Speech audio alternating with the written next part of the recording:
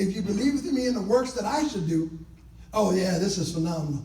This right here stems from one of the most unbelievable things that Jesus said.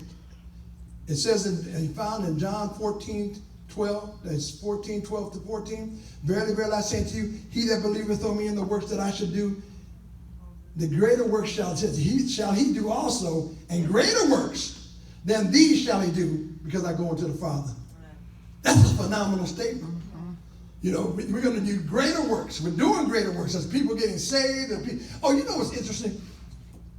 Muslims all over the world, especially in the 1040 window, are getting saved. Yes, they are. And you know how they're getting saved? You know how they're hearing about the gospel? There's nobody telling them, because they get their hair cuts off and they go to prison for the rest of their life. But they're having dreams and visions. They're having dreams and visions of Jesus Christ, and they're getting saved, and they're having house churches. You know what I mean? Underground. And they do it about 11 p.m. at night. Yes. Because they can't do it till the day, because they can't have people walking in and out of their house. So they do it in sneak. Yep. They're underground church, you know? Yeah.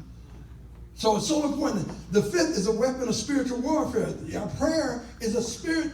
Apostle Paul said, you know, what he said like, put on the armor of God, that you may be able to stand in the evil day, and having done all to stand. Stand therefore, having your loins girded about with truth, and having the breastplate of righteousness, and your feet shod with the preparation of the gospel of peace, above all the shield of faith, wherewith we shall be able to quench all the fiery darts of the wicked, and the helmet of salvation, and the sword of the Spirit, which is the word of God. Now, hey, when you got all that on it, you can go fight. Yeah. You don't have to get busy, right? Yeah. But guess what he says? Guess what he says?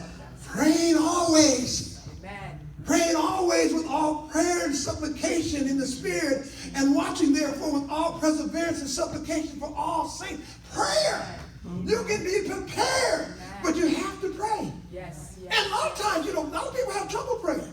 Sometimes it's not easy. Some people talk about it all the time. Some people have a tough. You pray all the time. Anytime you think of it, pray. If the Bible said pray unceasingly, right? Yes. Prayer. Right. So that's important. Prayer. Now we got the Word of God. We got prayer. All right. That's the complete. And then now prerequisites for spiritual awakening. You know, one of the prerequisites for revival is prayer. There's no way out of it. Almost every Azusa Street and all the different revivals that went on. I mean, the most recent one, the big ones I'm talking about, was the one that was in Florida a few years back and stuff. Yeah. There was a lot of prayer before that happened. Amen. So prayer is the key, okay? You have to pray. Fasting. Now, fasting is something that, you know, is kind of a mild thing to do. You know, fast, you know, lose weight and all, you know.